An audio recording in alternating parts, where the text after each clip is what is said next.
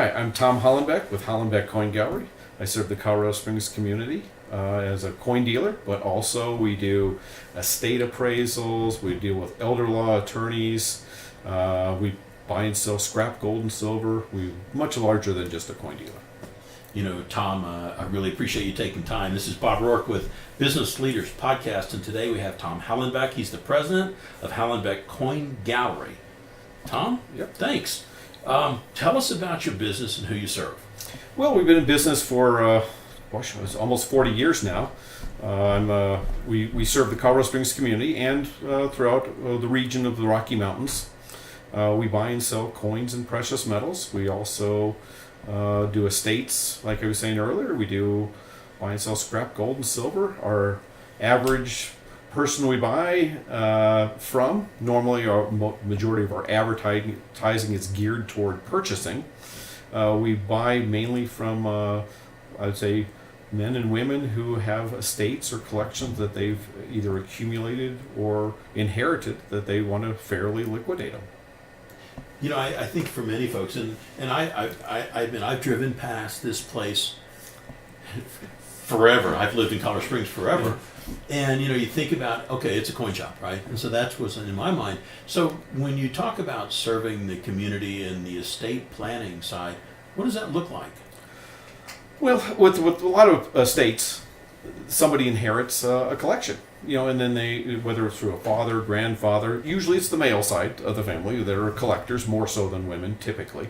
But when they get it and they're like, what do we do with this thing? So we will literally go through from pennies, nickels, dimes, all the way through silver dollars, gold coins, and value each item, and then give it to the estate. We do two types of appraisals. One is the retail or replacement cost. That's for insurance purposes. So sometimes insurance companies need an appraisal, or the person in charge of the estate or the collection needs an appraisal in case a Waldo Canyon fire came through and burned their house down, or if there was a robbery, more likely a theft. So they need a value for replacement costs. Or probably the vast majority of our appraisals are what we call fair wholesale appraisers. What would you get if you were selling that $20 gold piece, your Cougarand, your set of Lincoln cents? So we go through that sort of appraisal also. You know, for a lot of the folks, I don't think as they look at the front of your building, they have an idea of the number of people here. And, you know, and I think about, you know, for leadership and the marketing and, you know, how do you get everybody motivated in the sales process? Let's talk a little bit about, because when you first started here, how many people were here? Well, it started just my father, because we moved to Colorado. Beck, he was a curator at the American Numismatic Association, which is the world's largest coin club, and they have a fantastic museum over there. And he was the curator, which is if you're a coin collector, that's a thrill of a lifetime. You know, you get to play when, you know, kid in the candy store, so to speak. So he came here for that. That's why he moved to Colorado. He got laid off in a mass layoff at the Numismatic Association in 1983, and he looked around and said he didn't want to go back to the corporate world, the insurance industry, and he said, what do I do? And he loved coins, so he started the coin shop with his own collection. I was in college at the time. I graduated the next year. He had grown a little bit at that point. He offered me a part-time job to work with him. I was always interested in coins, even as a child, so it was kind of natural to go into it, and I thought I would work with him until I could find a real job. And now, you know, it's been since 1984. And still looking for that real job? Exactly, still looking for that real job. But in the meantime, we grew from that, my father and then myself and then another employee. And now my father, I bought him out 18 years ago this month. And now he's an hourly employee of mine. He still works 2 days a week. He's 87. And he's got the institutional knowledge. That's one of those things he still value.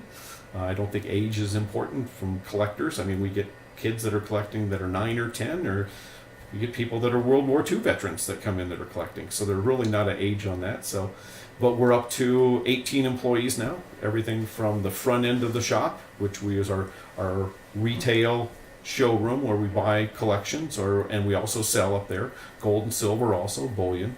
We have a back end, which is our wholesale department. We have a website where we buy and sell, well, mainly sell, mainly certified coins on the website. And then we also have an active eBay department where we have a couple people that are full-time eBayers.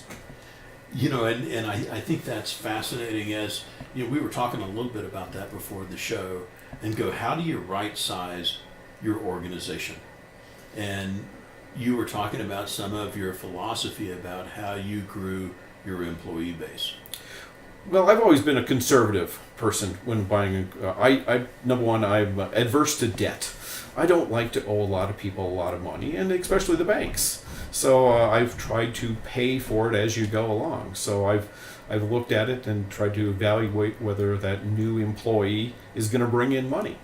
And obviously something like an eBay side, that person, you have to justify what you're selling and put it, are they bringing in money? Obviously a case like a bookkeeper, they're really not bringing in money. Your IT professional is not really bringing in money. Your sales force is who's bringing in your money. The people that are buying the items, marking them up, repackaging them, shipping off either wholesale or retail. Those are the people that are going to be making you the money. So you have to look at it. We've been a slow growth, but one a year or so, and we just keep adding employees here and there, and then replacing ones. And obviously, it's a changing market, so we have to keep up with the current market conditions. You know, I think about as you go through this business, there's a certain culture that's associated with the business that you're in. How do you take and not only observe historical culture, but also take and adapt the company like the eBay foray that you're doing? You know, I think that's just being conscious of watching what's happening around in the world. I mean, really, you just have to be observant. You know, I go to conventions throughout the world. You know, I was just at a convention in Berlin and seeing what's happening over there, and how the Europeans are doing it, how the Asians are doing it, and where the market is going. And obviously the online side is an expanding, growing area. And how do you take advantage of the online side of the business, and how can you retail online? And that's the biggest challenge. And it's eBay is a different version. You know, eBay is obviously an online auction. You put it up there and you just sell it, you know, for whatever it's going to bring. Whereas if it's your website, you can control the pricing, you can control the items you put on there, and usually it's the higher quality material that you're more interested in finding the right collector for. You know, for some of the folks out there going like, you know, I might have a need to come see you about, I have an old coin collection, and I might have a coin collection I'd like to insure, any number of those things. So what should they do, you know, to pursue those types of objectives with you? What should they see or experience when they come through your front door? Well, the first thing they probably should do is probably organize it and have an idea of what they have. You know, a lot of people literally just bring in a tub of stuff with no idea what they have. You know, and that's fine. If they have no interest and they just want to dump it, that's fine. But I think a knowledgeable person is always going to feel better about the process. So if you know you have a father's collection of silver dollars, let's use that as an example, Morgan dollars. If he was an avid collector and collected by every date, mint, mark, and condition, most likely they're going to be much more valuable. The question is, there's kind of three types of collections that people had. There's the true collector, that the guy that was out there, and I use guy because the majority of collectors were men, but there are quite a few women too, that the person went out there and they wanted to fill their silver dollar collection. They bought every Carson City, every Philadelphia, every San Francisco, every Denver mint. They bought all of the dates and mint marks, and they had a good eye, and they bought them by condition. And those are going to be generally fairly valuable coins. There's the other that is more of the accumulator. We see a lot of the person that was let's say somebody that lived through, that was a child of the Depression. And they just didn't trust banks implicitly. And they just saved every silver dime, every silver quarter, every silver $half they could. They saved wheat pennies, and maybe they bought a gold coin here or two along the way. Those are going to have value too, and it could be just a silver value. And you hope that they got lucky and got something of value in there. And then there's the last is just the hoarder that just saved everything. And they just saved bicentennial quarters and bicentennial $half and Susan B. Anthony dollars and just stuff. And we have a lot of that. We give a lot of stuff back and say, hey, just deposit this at your bank. There's really no collector base for this. But these are worth, double face value, and these are worth 10 times face value. And this one coin, this is your key. This is your three-legged buffalo that's worth $850. So that's what we're always hoping for in the collection. And so they come in, and I'm assuming they'll make an appointment. Yeah, I'd say probably about a third make an appointment. Probably 2/3 just walk in. Okay, and then so somebody greets them and they say, "I have this collection," and then there's the process that they go through, and you either have something, nothing, or somewhere in between. Yep, exactly. And we just kind of sorted out, and luckily, this is probably the best things that when I took business over from my father is we did computerize everything. We really went fully computerized in 2012.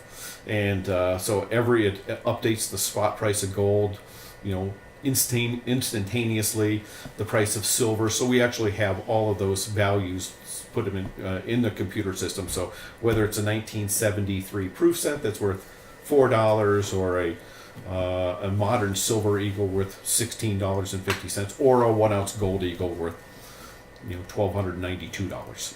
It puts it all in there, and it does all the adding up and everything there. So the only real requirement is you have to be at least age 21, and we do have to fill out a police report. So everything is reported to the police in case it was stolen. It goes through a company called Leads Online, which all the police departments throughout the United States get, so they can monitor if you are a prime suspect in a crime or something to that effect. As you look at your business, and my opinion, the coin business many years ago kind of had a stuffy, staid, stolid type of reputation. And innovation has arrived, I think, in your industry. What did you do to incorporate or promote or foster innovation in your business? Well, I'd like to think that we, by going overseas and seeing some of these foreign mints, I really try to pay attention with what they're doing and who they're gearing their new clients. So they have large marketing departments, whether it's the Royal Mint in England or the Royal Canadian Mint, obviously in Canada, or Deutsche Mint.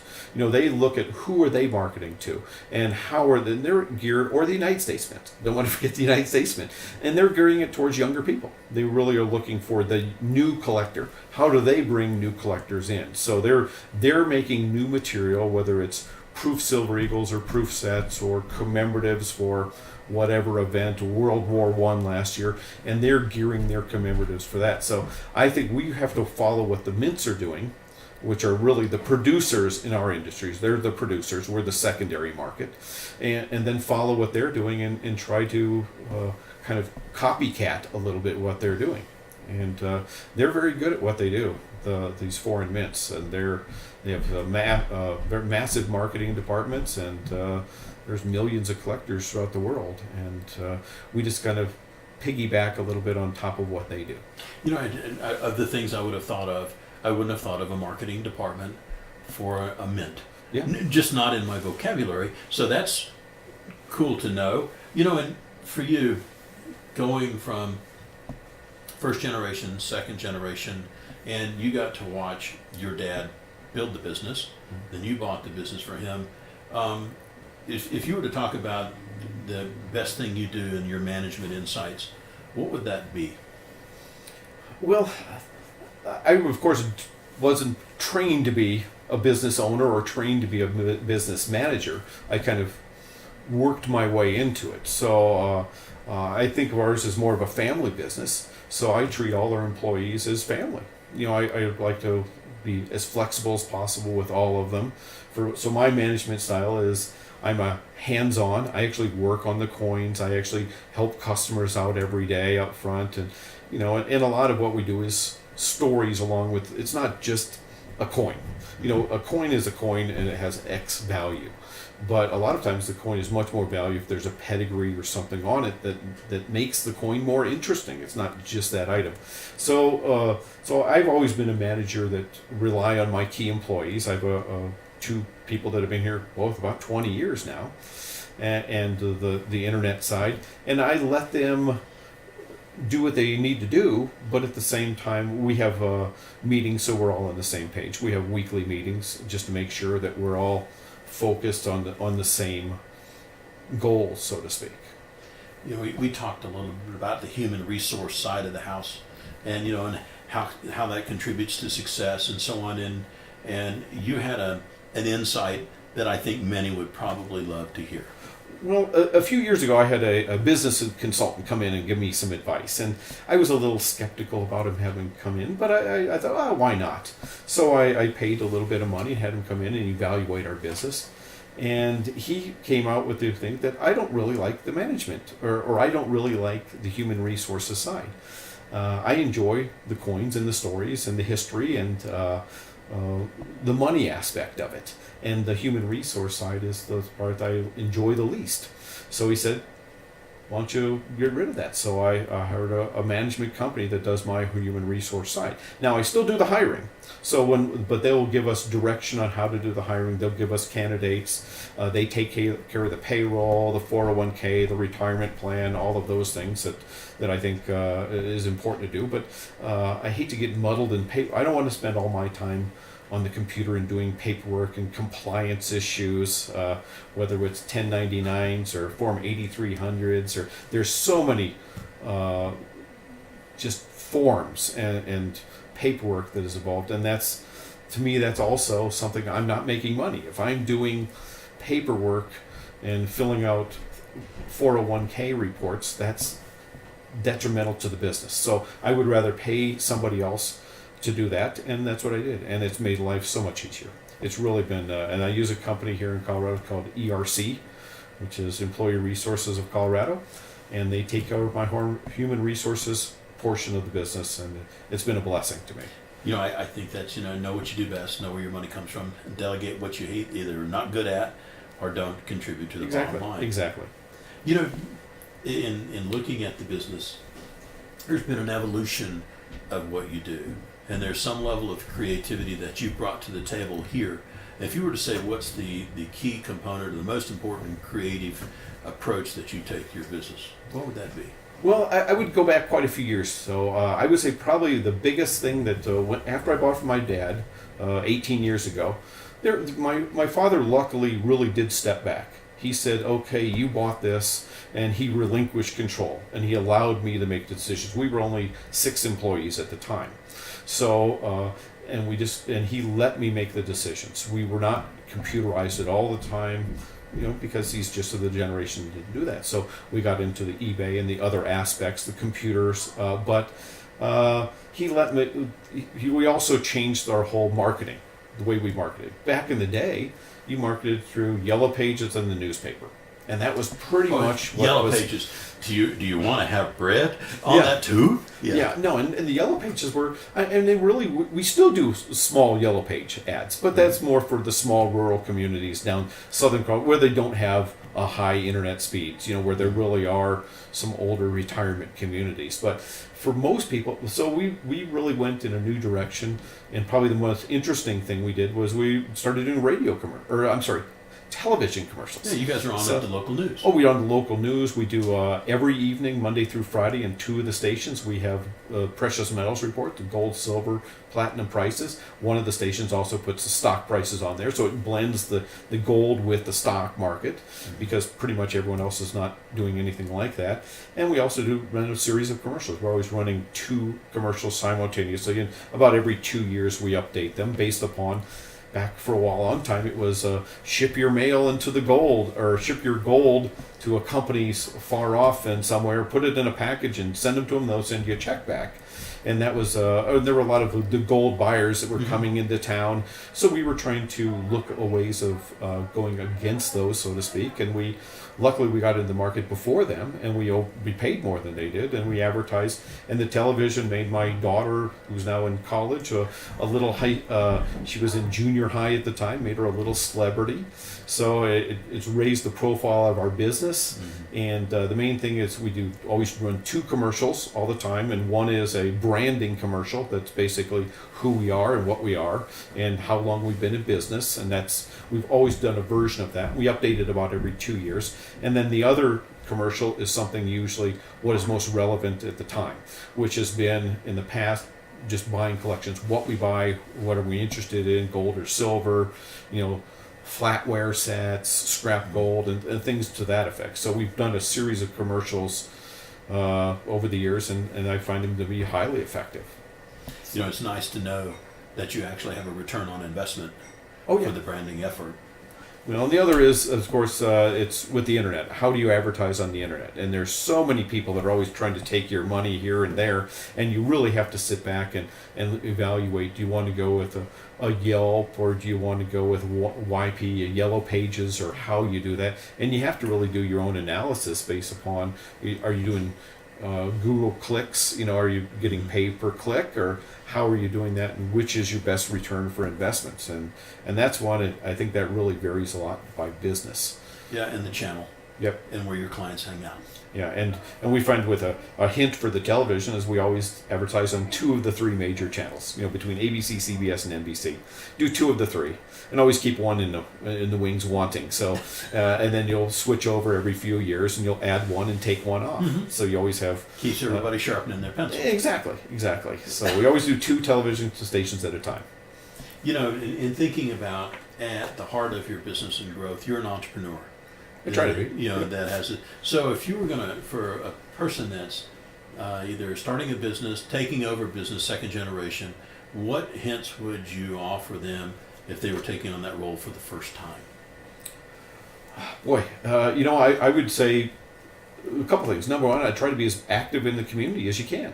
Whether it's Rotary Club, Sertoma Club, get into some community activism of some sort. Whatever interests you, whether it's, for us, we have local coin clubs. I'm on the board of the Numismatic Association, or was on the board. Now I'm an advisor. Get involved somehow with that.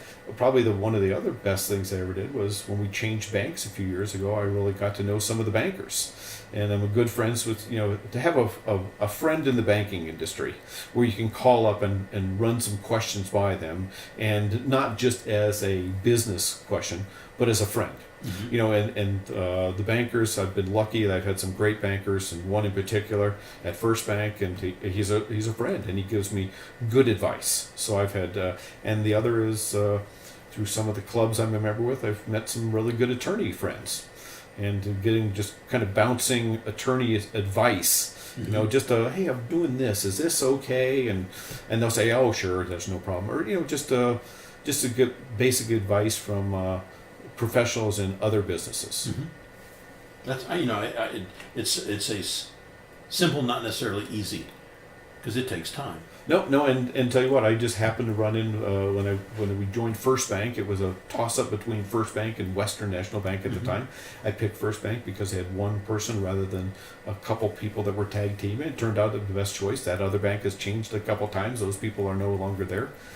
The bank vice president I deal with at the time is now moved up to president, and we even see each other on a periodic basis. Once a month we'll have a dinner and go out and talk about some of the things, and it's nice to be able to have in a casual climate and a friendly event. And I'm sure he wants to know what's going on in my business, but I'm also picking his brain about interest rates and overall what's happening in the banking industry. An informal business partner. Absolutely. So, for you, folks probably have a misconception about what you do or your role as an entrepreneur. What would you say the biggest misconception is about you here? Boy, probably that I'm just buy and sell coins. A lot of people just think I'm the coin guy, and there's nothing wrong with that because I like being used as the expert as the coin. So I mean, if whether it's jewelers or estate companies, they come to me and ask me about coins, because that's what I do, and I'm glad to do it. But we do so much more than that, and I think that's, and I don't know if that's a misconception or just people are used to, majority of coin shops, if you go to coin stores across the nation, most of them are very small mom and pop operations. Mm-hmm. They're really basically collectors that decided they want to get into business, and and almost like my father did, but he decided he wanted to be, and a lot of them just started a business without really having any business experience or business knowledge, and they really are unprepared for the just running a day-to-day operations of business, whether it's your phone service, your yellow page ads, your trash service, your pickup, your lease if you're leasing the building, your security systems. There's so many different areas to get into that are time hogs, and I think a lot of people just think they can just start a business, and they start a business, and it's there's so much more to it. To be successful or be in any length of time. Well, and the other thing is I think you have to be passionate about your business. If you don't like ice cream, you shouldn't own a Baskin Robbins. If you don't like coins, you better not be in a coin shop. Whatever you're collecting or whatever. If you really like automobiles, maybe you should be an auto dealer. So it depends what you like. And I've been blessed because I grew up collecting coins, and my father allowed me, and he hired me, and it was probably his early version of a succession plan, even though I don't think he planned about it at the time, because he was, I guess, even it was in his late 50s when he started and when he opened up the shop, and I don't think he was thinking about retirement at the time. And but now I'm thinking about the succession. How do I, are any of my children going to be taking over the business? And that's my oldest daughter has got a good job in a company called Epic Systems in Madison, Wisconsin, and she has no interest in the coins. My middle daughter is just graduating from the University of Colorado, and I'm going to see whether she gets a job right away. If not, I'm going to try to hire her as a part-time employee and see if I can maybe get her interested in, and she has worked a little bit. She's been on some of our commercials over the years, but she's also worked part-time in the shop, so I might get her in there. And then my son is just getting ready to start college, and he's one of those computer nerds, and he likes sitting and looking at screens all the day long, and I'm hoping I can get him to be interested in numismatics or the coins, and it's been good business, so gives me a lot of freedom, and I'm hoping that one of the two children might be interested. But it's very, very obvious that your passion for this business drives your motivation. How do you take and get that same level of motivation through your employees, where they stay motivated year after year to be in this business? That's always a tricky one. Number one, I think you have to get the right people in that have that basic interest or their personality. There's almost like a collecting gene, that you either have the gene or you don't have the gene. It's hard to teach people to be a collector of whatever it is. And like one of my main key employees, Chad, he was an employee at the Numismatic Association. He was a part-time, he was an intern.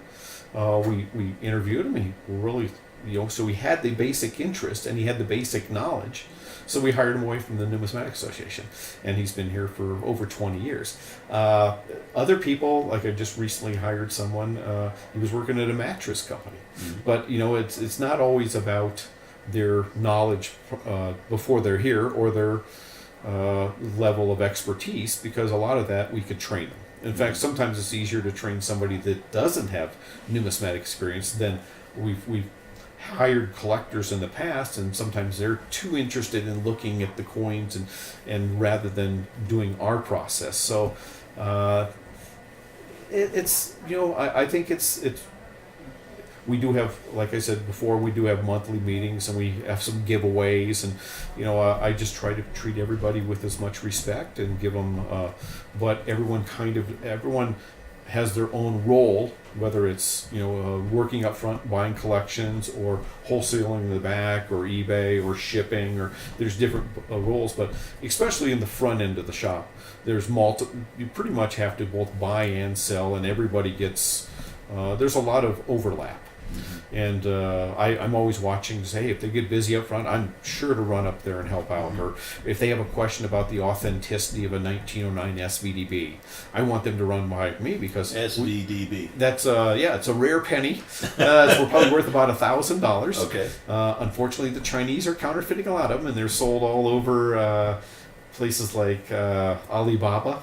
There's fake silver bars and gold bars. There's a lot of fake stuff out there. So I don't want to pay $1,000 for a penny that turns out it's worth a nickel. Yeah. So if it's a high value item, myself or Chad, we're going to go up there to double check to make sure it is authentic that we are buying. Because the last thing I want to do is sell something that's fake also. And there's luckily there's some legislation gone through recently, and they're starting to crack down on a lot of the counterfeiters. But the 1909 SVB was the 1909 penny, or Lincoln cent, the first year of the Lincoln cent, minted in San Francisco, hence the S, and then the VDB is the designer's initials on the back.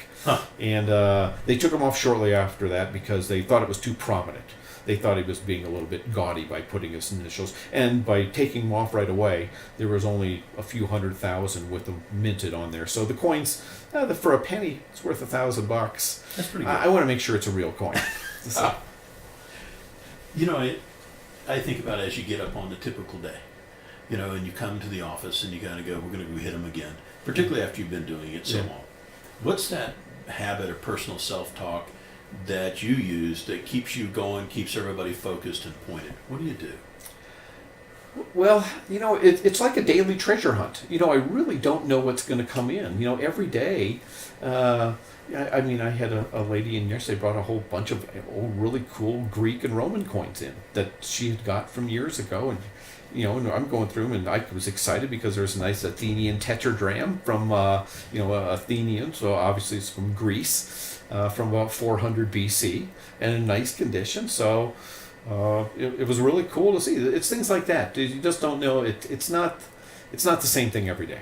Really, I don't know what's going to come in. So, I bought a really cool Mormon $5 gold piece here about a month ago, which was a gold coin struck in 1849 in Salt Lake City from California Gold. So it's just a really cool coin. So I say it's really the wonder of what's going to come in. Now, getting everybody else motivated for some of those, it's more of a job for them because they're getting paid by the hour and stuff. And we try to make it as fun as we can, and we try to have potlucks, and we make sure everybody's treated with respect. And luckily, all the people get along well. I think it's on the whole hiring process.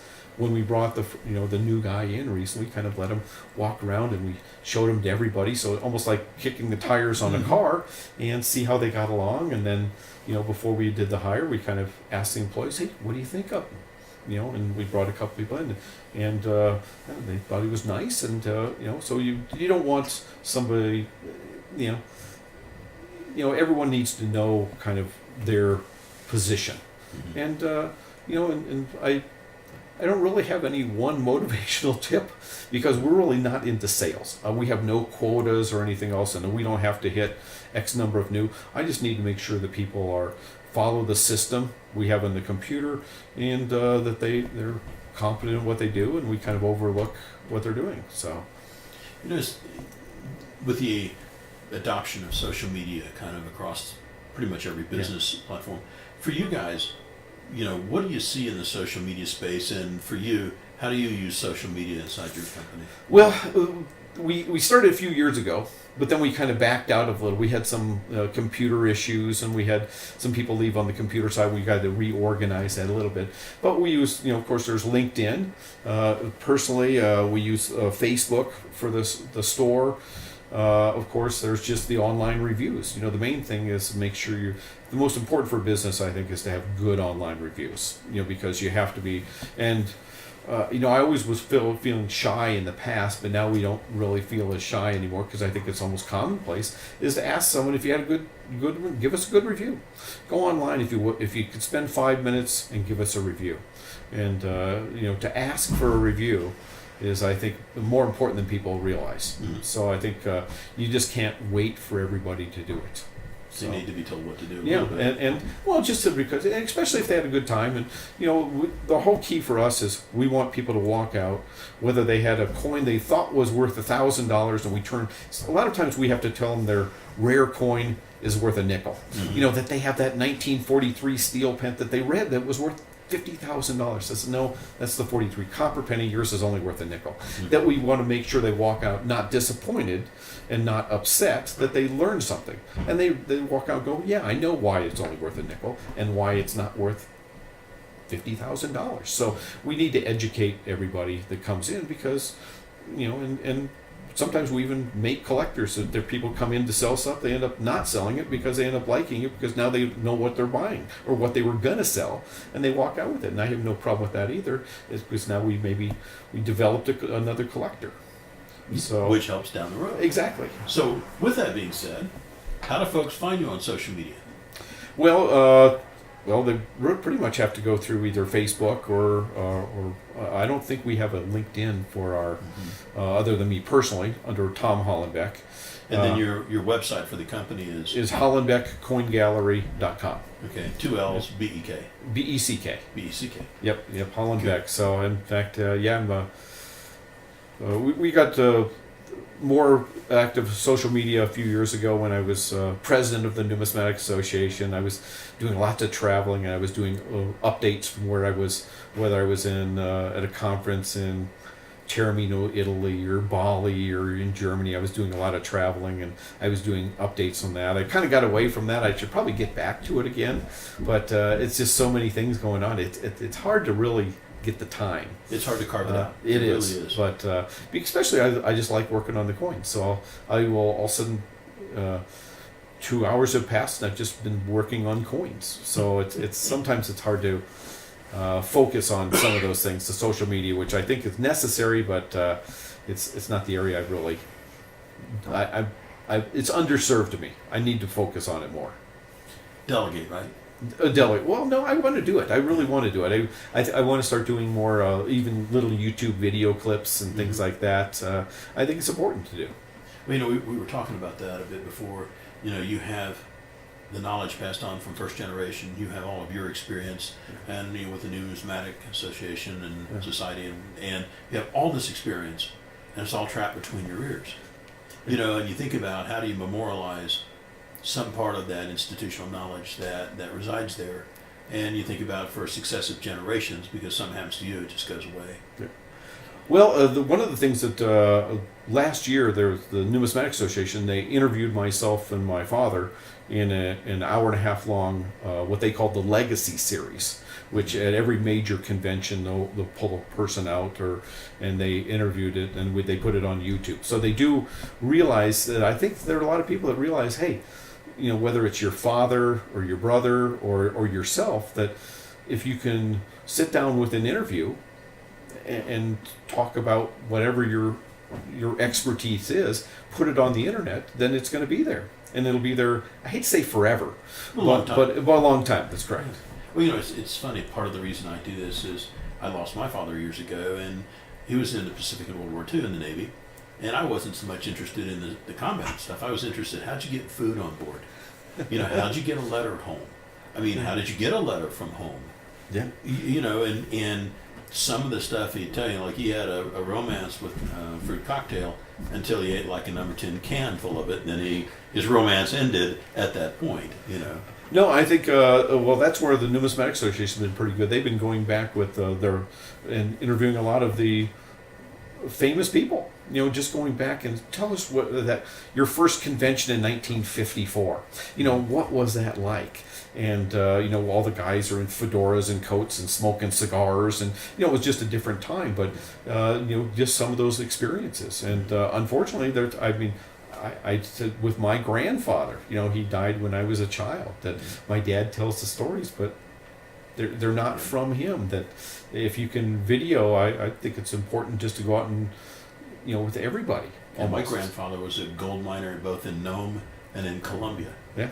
and never got to talk to him. So that story is patched together at best. No, and that's where, and going back to the coin aspect of it, that's where the coin is. It's not always about the coin itself. It's about the story behind the coin. That's where we always tell people, if this was your grandfather's $20 gold piece, write it down in a snippet. Whose this was. It's like we see old photographs in the States that there's no writing it. You don't know if that's Aunt Martha, if that's who that is, and it ends up getting lost in history. If someone had just written on there 1907 Aunt Martha Smith, New York, then they would have known who it is, and they would have been able to preserve that. So with the coins, if you can say, hey, this is my great grandfather carried this through World War I as his lucky charm, put that down on it. That's going to mean something to your kids or your grandkids down the road. Otherwise, it's just a silver dollar. Have you ever heard of the Flying Five? I've heard of it. What is it? It's 2 2s and a 1. Yeah. It was my father's first paycheck Oh. in the Navy. And he has a $2 bill, which I still Yeah. have, that has the name of everybody that was in his unit. Oh, yeah, we call those short snorters. The short snorters, yeah, that was very popular in World War II, where they would, if they were, let's say the original person was stationed in Pearl Harbor as their training, or maybe they were in Kentucky and they moved to Pearl Harbor, everywhere they went, they would take a note, sign all of their buddies, or quite often the commander, and then they would tape them together. And some of those are 6 or 8 feet long. Well, this guy, Dad said it was just, they called it a Flying Five, that was a Yeah. paycheck. And so I've got one of his, he said, I never want to be broke, so I always carried the $2 bill. Oh, okay. And so that was his deal. Okay, yeah. Yeah, it's the story. Well, it's about how can you document it. That's the most important thing. Can you document it? Because the pedigree or the that does go a long way for the value of a lot of things, not just coins, but other materials, whether it's paintings. And or, it's meaningful. yes, It it has meaning to your family. So, for you, as you go through here, and many business owners we talk to have a favorite quote. Is there one that resonates with you? well, I'm a historical person, so I always like the historical quotes. And one of my favorite people is Ben Franklin. So he, obviously with the Poor Richard's Almanac, he had a gazillion quotes, and it's great. But I wrote my favorite 2 down, which was one was, "Well done is better than well said." So that was one of his. So I've always been a hands-on person. So I always think, the lead by example is some of those. So well done is better than well said. And the other one, my favorite one is, by failing to prepare, you are preparing to fail. So those were my 2 business ones. There's lots of beer quotes and other things that Ben Franklin had, but those are my 2 favorite business quotes. Yeah, and I think it's not what you say, it is what you do, which is the current version. Yep, And your kids, they watch what you do that's right. pretty much all the time. And they see work ethic, and really I think that's where I think employees, if they see you working diligently, when we do have downtimes, and we don't have a lot of downtime, there's a lot of activity here all the time. They when there's downtime, they're usually catching up on something. They're refilling the supplies. They're redoing orders. They're You putting were walking things down the hall, there was something in the floor, and you picked it up. Oh yeah, Like every other business owner on the planet. yeah. You get to do it all. Well, that's right. I mean, that's my dad taught me that from years ago. I mean, when there were only 3 of us, 2 of us here, and then 3 is. I mean, you take out the trash, you wash the dishes, and you clean the cases, with the glass cleaner, and you vacuum it. So as we've got bigger, we actually have cleaning services that come in and do a lot of those things anymore that are the more mundane things. So it depends what you like. I mean, I still like washing my car at home. I find that's kind of a relaxing thing. I like to go out on a sunny day in the summer and wash my car. Could I go through a car wash and spend $10? Yeah, but I like doing it. Well, you certainly see where all the dings are when you wash it yourself. Exactly. For you, if you were to offer advice, best advice maybe, or business intelligence to a small business or startup, and you're getting ready to build your business, and then at some point you're going to exit that business.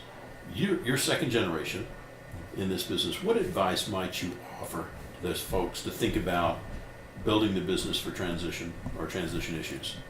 Well, that's one, of course, I've been thinking about as I think as you reach a certain age, and gosh, I've been doing this for over half my life has been basically in the coin business in this building. So as I'm looking at transitioning out in another, I figure I've got 10 more years, something like that. I don't know exactly, but somewhere in that range. What makes it what makes it easier to transition? And I'd say that as a process, I do think I've been to a couple different meetings and a couple different seminars where people tell you some of the ways. How do you transition out? How do you prepare the business? And I think it's just a lot of it is just thinking about it yourself. I had never really sat down and seriously thought about how am I going to transition to business? What is the value of the business? Is the value of the business inventory? Is it your name? Is your location? Is it a combination of all those things? Are you going to sell it to a national broker that brings in somebody that buys your business? Are you going to be a part-time person for 2 years training the person? Or is it going to be a son or a daughter and you're going to gift it to them, or are you going to let them buy into it? How are you going to do it? So I don't know if there's one other advice other than really start seriously thinking about it and going to maybe some seminars or listening to some podcasts or reading some books about transitioning out. And every business is so unique because ours is extremely inventory heavy. Mm-hmm. So a good chunk of the value of the business is inventory. So where there's a lot of businesses that have no inventory. So it's the inventory is not relevant part. It's the client lists and the contacts and the other things. So I would say it'll determine the type of your business, what it is, and then, seriously look at it. But understand the value drivers for your industry. Yeah, exactly. So and if you were to look at your industry and go, has there been other shops like yours? Have they sold? And I don't even know if that's information that you could glean, but it would be useful to know. Unfortunately, most of them are these smaller mom and pop shops. So that, number one, they don't have a large inventory, they don't have a large employee base, and two of the most recent ones I can think of, the owner died, and they closed it down. The family sold off the inventory, and it's gone. I mean, it's just total liquidation. So there's another one that one of the guys died, and two guys said, well, hey, the brothers of the deceased owner, they gifted the shop to two part-time employees, but they had no inventory. So they gifted them basically a shell of a shop with the cases, with the name, with the phone bill, with the advertising costs, and said, you take over as of now. But the brothers got zero out of it. They took but these guys have been kind of struggling because I think they underestimated how much inventory or how much resources you have to be able. If someone comes in and wants to sell 20 Cougarans, you better have $26,000 available to write them a check. Mm-hmm. Or else if they say you can't buy it, then they're going to go, what? You can't buy 20 Cougarans, really? Mm-hmm. So the last three that have closed down in Colorado Springs have just liquidated. Yeah. So and that's you don't know whether. Typically, it's certainly an indicator of failure to plan. Yeah, it was. I think but one of them was just a hobbyist anyway. I think one guy just did it because he was kind of semi-retired, just wanted something to do, and it was just it was more of a hobby than a business, really. So there's some of those, but a lot of the smaller hobby shops across the country, whether it's sports cards, stamps, a lot of collectibles have really gone downhill in the last year. Luckily, coins are one of the ones that has survived through the recession pretty vigorously. So it's really, the coins have not fallen off like some of the other collectibles. There's a lot that are, unfortunately, worth 10 cents on the dollar. And I hate to blame anything on millennials, but I like to say the millennials have changed the world in a lot of different areas. Well, it's I was talking to somebody the other day. My wife likes antiques. From what I see, millennials shun antiques to some part, and they're more interested in something else. I guess they get tired of stumbling over mom and dad's antiques. Well, yeah, I mean, even the way they build a house. I was talking to a home builder the other day. They don't build houses really with formal dining rooms anymore. Mm-hmm. So therefore, you don't have a place to put your china buffet. Therefore, you don't have your Hummels and your glassware and stuff. And the idea of a sterling silver set and a regular flatware set. The idea of your everyday china plus a special china. Or crystal and glassware. It just doesn't resonate. And I don't know if that's just even millennials. That's just changing norms. Yeah, And- I suspect it's cyclical. Yeah. You know, And with the antiques, some of them are. The question is, can you ship it on the internet? And that's where a lot of that stuff. So Yes. the antique shop itself has even changed. So coins, luckily, because they're so small and compact, there's certification. So there's authenticity is guaranteed, and the grading and is there's pretty. a reservoir value too. Yeah, and it's perceived. It's much more of a perceived value. Everyone knows a $20 gold piece is pretty valuable. So whereas you don't know about a lot of stamps. Unfortunately, stamps are one that have taken a hit, and I don't see a real cycle coming back in the near future on those. Just because you look at the kids out there.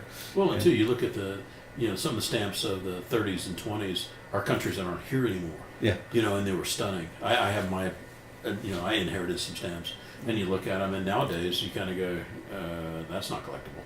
Well, that and the kids today, the millennial. Well, my son, who's 18. They barely know how to. They don't write letters. I mean, It's an email. Tell a kid why you collect a stamp. It's a self-adhesive stamp that says forever on it. You put it on there. Why am I supposed to collect this? It doesn't really resonate with the younger generation. So, and I think that's something that the Philatelic Society, and they've really got to concentrate on. I look at theirs, the Numismatic Association, the average age of demographically of the American Numismatic Association is male, mid-60s, and making $250,000 a year or something. So you look at those demographics, it's generally the older white guy, so to speak. How do you break into that? But we see a lot of kids coming in our industry. We see a lot of kids that are collecting, and that's whether it's Boy Scouts or other things. That there's a lot of kids collectors, and then there's from probably 12 to 20. You see a lot of collectors. Then they go to college, they get married, they raise their kids, and then you see a lot coming back in their, I would say, late 40s, mid 40s on. So you see, but there's a gap of those 20, 30, and that's when you're raising a family, you're buying your house, you're really focusing on your career. It's more people that are my age that all of a sudden you go, hey, my last kid is out of the house. I'm an empty nester as of a couple months, and hey, I can actually take vacations when I want. I can collect what I want. I have more available income, and that's what a lot of the collecting clients that we see. That's like the website when we put on a $1,000 coin or a $5,000 coin. We have most things are between $300 to $3,000 on our website, and the average person that collected is typically a middle-aged male. And that's that. And I'm a history buff. I love history. I like even reading historical fictions, and that's my. Everyone likes reading about different things. Some people like reading about golf. Some people read historical fictions, and I like being able to put. When I'm reading about Julius Caesar, and they think, oh, I can have a denarius from Julius Caesar, and they fit together very well. Well, I tell you what, it's a real treat to be able to spend some time with you and get to understand your business. And for the folks out there, doesn't really matter where you are in the country because you're online as well. If you have an interest or a question about what you have in the way of a coin, the only mistake you can make is by not reaching out and saying hello. So again, appreciate your insights. And well, thank you very much for having me on. I'm thrilled that you invited me on this, and it's a novel. It's the first time I've done this, and I hope I did okay. You did great. But it's been a lot of fun. No casualties. No casualties. That's right. Thanks so much. Thank you.